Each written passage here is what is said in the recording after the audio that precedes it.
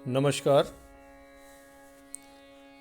मैं डॉक्टर ऋषभ जैन सहआचार्य संगीत विभाग वाद्य से आज एक बार फिर ऑनलाइन व्याख्यान में आप लोगों के समक्ष उपस्थित हूँ। आज का जो सेशन है बीए थर्ड ईयर के विद्यार्थियों के लिए होगा। इस सेशन में हम थ्योरी पेपर सेकंड का जो क्वेश्चन नंबर 2 है, यूनिट 2 और क्वेश्चन नंबर 2 उसको हम डिस्कस करेंगे। राग वर्गीकरण के अंतर्गत आज हम राग रागिणी वर्गीकरण की बात करेंगे आपसे। देखिए, इससे पहले थाट राग वर्गीकरण, रागांग वर्गीकरण इत्यादि की हमने चर्चा की। आज राग रागिणी वर्गीकरण की बात करते हैं। ध्यान से सुनिए, ये this is the very important part of your theory, राग रागिणी वर्गीकरण। राग रागिणी वर्गीकरण को मध्यकालीन संगीत की उपज माना जाता है, किंतु अनेक विद्वानों के मतानुसार शारंगदेव अर्थात 13वीं शताब्दी से पहले ही राग और रागनियों के वर्गीकरण हो चुके थे, जिसमें राग और रागनियों के अलावा उनके पुत्रवधू आदि के रूप में रागों के पारिवारिक वर्गीकरण के उल्लेख भी मिलते हैं। डॉक्टर सुभद्रा चौधरी के मत से रागों का पारिवारिक वर्गीकरण का सूत्रपात नारद के संगीत मकरंद ग्रंथ से माना जाता है, लेकिन इस ग्रंथ और इसके ग्रंथकार के संबंध में संदिग्धता है। अतएव 12वीं शताब्दी के शुरू में श्री भुवने देवाचार्य द्वारा लिखा गया अपराजिता पृच्छा नामक ग्रंथ में 6 रागों एवं 6 की 6 भाषाओं का उल्लेख मिलता है। इससे यह प्रमाणित होता है कि राग रागिणी के मूल बीज के रूप में राग रागिणी की परंपरा संगीत रत्नाकर से भी प्राचीन है। इसका विकास क्योंकि मध्यकाल में हुआ, अतएव राग रागिणी वर्गीकरण को मध्यकालीन वर्गीकरण माना जाने लगा। राग और रागिणी ये दोनों शब्द पुरुष और स्त्रीवाचक हैं, क्योंकि गंभीरता, विशालता और पुरुषत्व इत्यादि भावों का प्रतीक पुरुष को समझा जाता है, और चंचलता, कोमलता और मृदुता जैसे प्रतीकात्मक भाव का नाम स्त्री है। संभवतः इन्हीं कठोर और कोमल भावों को लेकर उस समय के प्रचलित समस्त रागों के स्वर साम्य और स्वरूप साम्य के आधार पर विद्वानों ने राग रागिणी वर्गीकरण किया। लेकिन आगे चलकर रागों की संख्या में वृद्धि होती चली गई। फलतः राग और रागनियों के अतिरिक्त पुत्रवधू और नपुंसक रागों के वर्ग तैयार करके राग और रागनियां को पारिवारिक रूप से वर्गीकृत किया। मध्यकाल में राग रागिणी वर्गीकरण पर्याप्त मात्रा में प्रचलित रहा। उस समय कठोर या खड़े स्वरों के रागों को पुरुष वर्ग के राग जैसे मालकौंस, मारवा, भैरव इत्यादि और इनसे मिलते हुए कोमल और मृदुल स्वर वाले रागों को रागनियों का दर्जा दिया गया, जैसे भैरवी राग इत्यादि। राग रागनी का यह वर्गीकरण भारतीय संगीत की मौलिक देन रही, जहाँ मानवीय कठोर और कोमल भावों को लेकर राग और रागनियों के चित्रण किए गए। आज भी पुराने शिलालेखों और चित्रों में राग और रागनियों के चित्र देखने को मिलते हैं।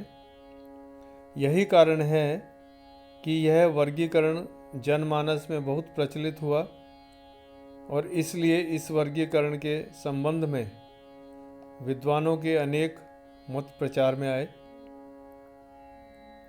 जिनमें कुछ लोगों ने 5 राग और उनकी 30 रागनियों का विवरण दिया, तो कुछ विद्वानों के मतानुसार 6 राग और उनकी 36 रागनियां प्रचार में आई।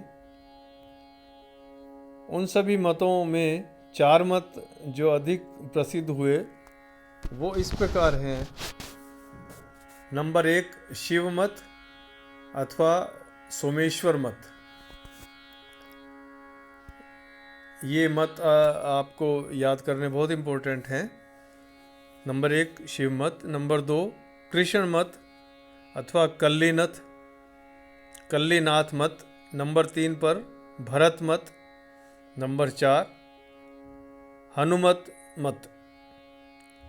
इन 4 मतों में कुछ राग समान थे, जैसे राग श्री, बसंत, मेघ, मालकुंस इत्यादि। अब देखिए चारों मतों के विषय में बात करें। नंबर 1 शिव मत अथवा सोमेश्वर मत के अनुसार मुख्य 6 राग थे और उनकी 36 रागनियां थी। 6 राग क्रमशः निम्न थे: श्री राग, बसंत राग, भैरव, पंचम राग, मेघ राग, बृहन्नाट राग। इन 6 रागों की 36 रागनियां थी, अर्थात एक राग की 6 रागनियां।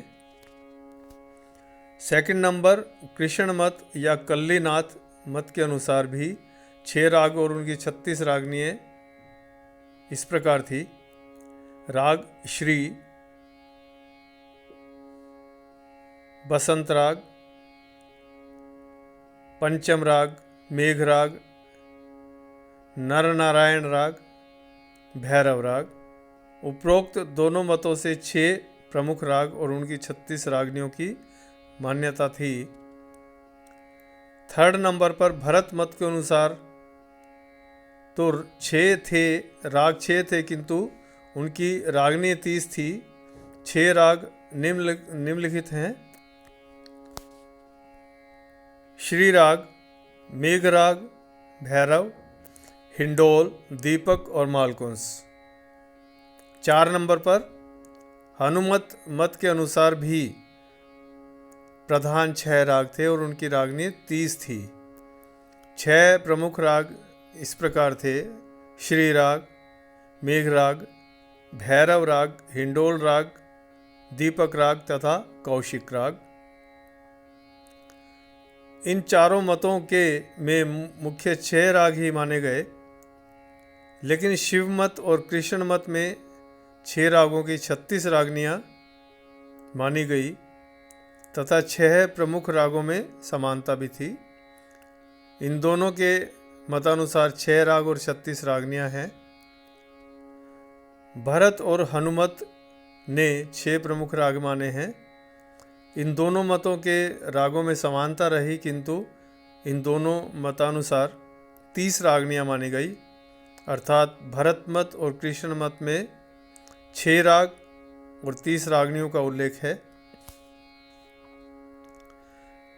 लेकिन उस समय प्रचार में शिव मत और कृष्ण मत के अनुसार 6 राग और उनकी 36 रागनियों की परंपरा का प्रचार अधिक रहा, क्योंकि 6 राग और उनकी 36 रागनियों के उल्लेख प्राचीन ग्रंथों में तथा उनके चित्रण पुरानी भित्तियां में आज भी पाए जाते हैं।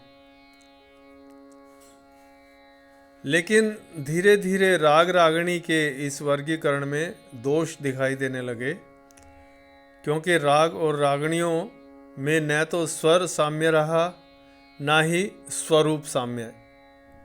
अतः 6 राग और 36 रागणियों के इस वर्गीकरण को अमान्य कर दिया गया, क्योंकि बिना खोज या बिना समझ के किसी भी राग को पुरुष, किसी को पुत्र या पुत्र वधू के रूप में रागिणी मानने में के पीछे कोई ठोस आधार नहीं दिखाई दिया गया।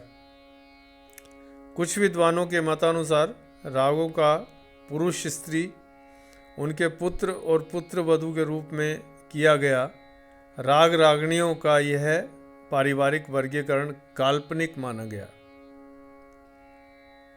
इस संबंध में सर्वप्रथम पटना के मोहम्मद रजा ने मध्यकालीन राग रागणी वर्गीकरण को अवैज्ञानिक एवं असंगत माना। उन्होंने राग रागनियों से संबंधित 4 मतों, भरत मत, हनुमत मत, कृष्ण मत और शिव मत का भी खंडन किया। उन्होंने स्वयं अपनी पद्धति को अपनाया, जिसमें राग और इन रागों के स्वरूप व स्वर साम्य की दृष्टि से 36 रागनियों की व्याख्या की। अर्थात 6 राग और 36 रागनियों का वर्गीकरण किया, लेकिन वह भी प्रचलित नहीं हो सका। इस प्रकार राग रागणी वर्गीकरण के अंतर्गत जो भी मैटर आता है उसकी आज हमने चर्चा की। आप इसको बार बार पढ़ें, ध्यान से समझें और इसका अध्ययन करें। इसके बाद नेक्स्ट एक और चैप्टर लेकर आपके समक्ष उपस्थित होंगे। तब तक के लिए all the best. Thank you.